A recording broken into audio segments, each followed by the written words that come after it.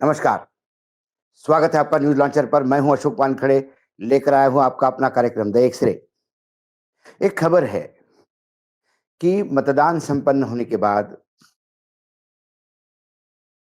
जब exit poll वगैरह सब आ गए, तो कल बाला साहेब थोरात, कांग्रेस के बड़े नेता, जयंत पाटिल, एनसीपी के प्रदेशाध्यक्ष और संजय राउत, जो नेता है शिवसेना के, इनकी एक मीटिंग हुई और उस मीटिंग में निर्णय के बाद की पूरी स्ट्रैटेजी तय हुई।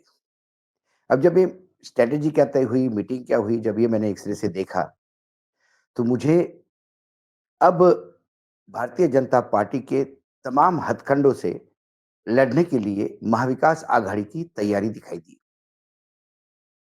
महाविकास आघाड़ी ने चुनाव तो बहुत ताकत से लड़ा।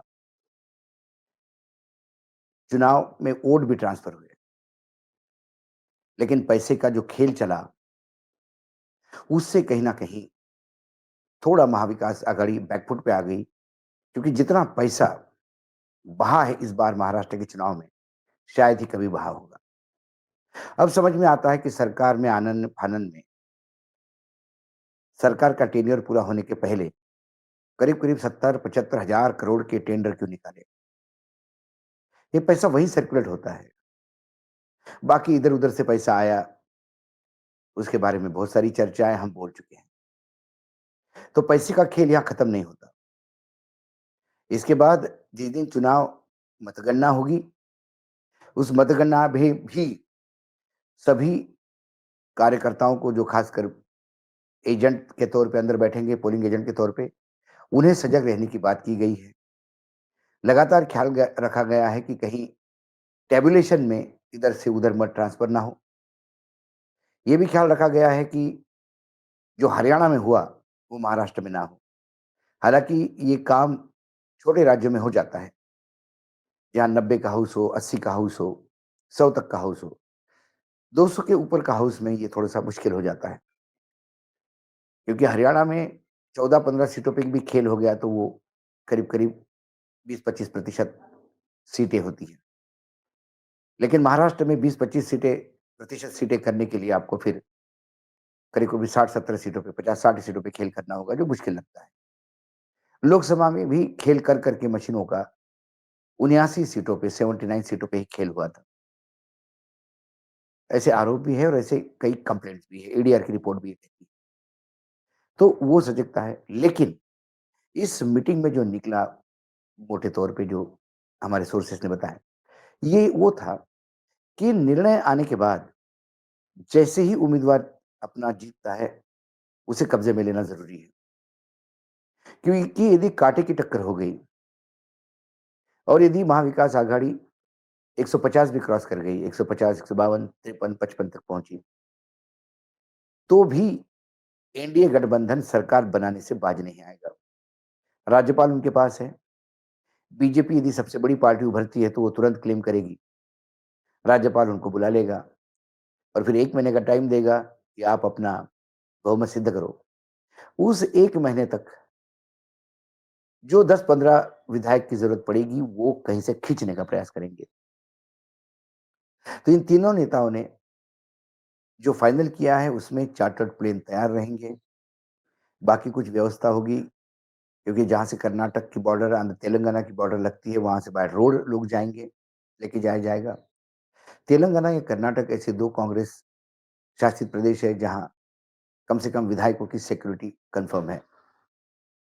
ऐसे में जो विधायक जीतते हैं, खासकर मुझे लगता है कि कुछ मराठवाड़ा के होंगे या विदर्भ के होंगे, उनको तेलंगाना शिफ्ट किया जाएगा, या जो मुंबई, उत्तर महाराष्ट्र और ये सब लोग कर्नाटक जा सकते हैं।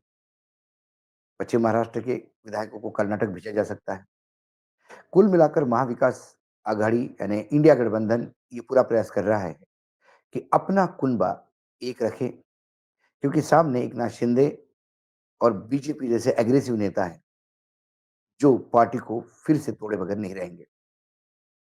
प्रलोभन होता है, पैसा होता है, जब एक-एक विधायक के लिए 50 खोखे हो गया, तो एक विधायक के लिए 100 खोखे भी देने में कोई ऐतराज़ नहीं। यदि 1500 करोड़ रुपए में सरकार बनती है तो कोई मायने नहीं रखते, वो बनाने को भी तैयार हैं। तो कुल मिलाकर तेलंगाना और कर्नाटक ये 2 राज्य हैं जहाँ बहुत सारी राजनीतिक सरगर्मियाँ तेज होगी। हालाँकि फडणवीस इस बार में बिल्कुल विश्वास है उनका कि उन्हीं की सरकार बनेगी, लेकिन उनको खुद को भी गारंटी नहीं कि क्या वो मुख्यमंत्री बनेंगे, क्योंकि आँकड़ों पे सारा चीज़ निर्भर करता है। मैंने पहले भी कहा था कि ये कांग्रेस और बीजेपी आमने-सामने चुनाव लड़ रही है। बीजेपी के साथ जो लोग हैं, वो फिर कांग्रेस में चले इधर इंडिया में चले जाएँगे, एनडीए वाले और इंडिया वाले एनडीए में चले जाएँगे। इसकी कोई गारंटी नहीं है, कम से कम अभी तो भी। क्योंकि अब विचारधारा, नैतिकता ये कोई चीज़ महाराष्ट्र की राजनीति में रही नहीं। सत्ता में बैठना है, ये बहुत समीकरण है। ये चुनाव अजित पवार, एकनाथ शिंदे इनके वजूद तय करेंगे, तो शरद पवार और उद्धव ठाकरे का भी वजूद तय करेंगे। कांग्रेस को कोई फ़र्क नहीं पड़ता, वो चुनाव हारने के आदी है। चुनाव हार भी जाए तो फ़र्क नहीं पड़ता, जीत जाए तो ठीक है, एक राज्य और से। क्योंकि टिकट बँटवारे में भी कांग्रेस का यही एटीट्यूड लगा।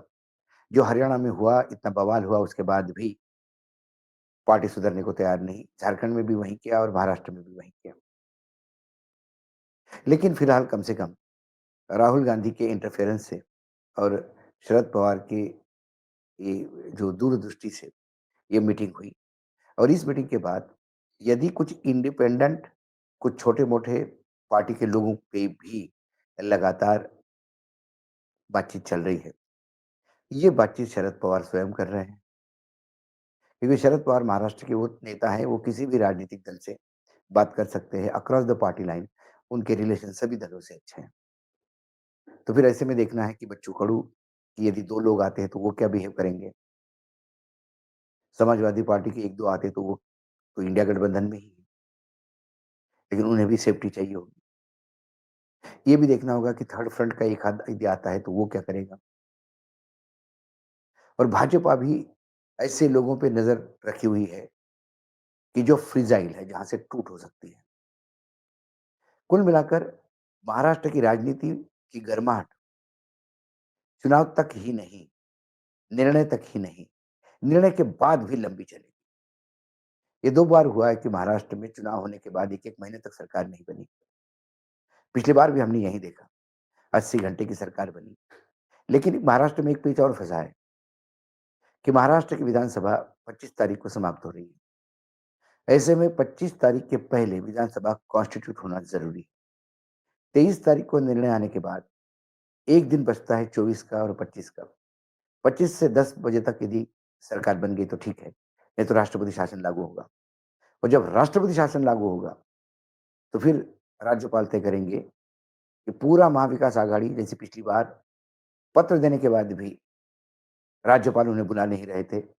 पूरा समय लिया 1 महीने का, उसके बाद बुलाया गया। तब तक सरकारें चलती रही।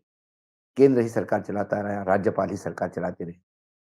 तो ऐसे में कई जो सेटलमेंट वाली चीज़ें होती है, वो उन्हीं समय में की जाती हैं।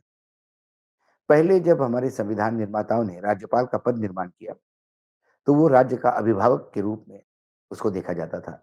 एक निष्पक्ष आदमी, एक सीनियर आदमी, जिसे राजनीति का एक्सपीरियंस हो, जिसे प्रशासन का एक्सपीरियंस हो, वो गवर्नर बन के यानी राज्यपाल बन के, अभिभावक बन के राज्य की सरकार ठीक चले, राज्य के राजनीतिक दल ठीक चले, ऐसी आशा थी।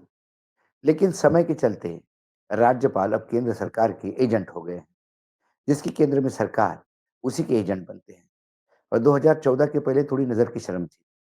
2014 के बाद तो राज्यपाल के जो रेसिडेंस है यानी राज्यपाल सदन जो है, वो सत्ता पक्ष जो केंद्र में सत्ता है, इसके पार्टी का कार्यालय जैसा हो गया। वहीं से रणनीति तय होती है और महाराष्ट्र में कोश्यारी जी का पीरियड ये शायद काले अक्षरों में लिखा जाएगा। इतना अ, घटिया पीरियड कभी नहीं रहा। जो कोशियारी जी ने धज्जियाँ उड़ाई राज्यपाल पद की, उससे कई बार तो केंद्र भी सकते में आ गया। एक बार तो गृह मंत्री ने भी कहा कि राज्यपाल को थोड़ा ठीक रहना चाहिए। कुल मिला के निर्णय के बाद आंकड़े, निर्णय के बाद राज्यपाल, निर्णय के बाद विधायकों की खरीद-फूँक और निर्णय के बाद सत्ता में बने रहने की होड़, चाहे किसका भी साथ मिले, कोई भी साथ आए। विचारधारा, एजेंडा, साहू, अंबेडकर, फुले, किसान, गरीब, अंतिम व्यक्ति, ये भूल जाइए। वो 20 तारीख की सुबह तक था। 20 तारीख को वोट गिर गए, अब अगले 5 साल में फिर इन्हें याद किया जाएगा। महाराष्ट्र की राजनीति बड़ी इंटरेस्टिंग हो रही है। आज एक श्रेणी में इतना ही। कल फिर आता हूँ किसी विषय के साथ, तब तक के लिए नमस्कार, देखते रहिएगा न्यूज़ लॉन्चर।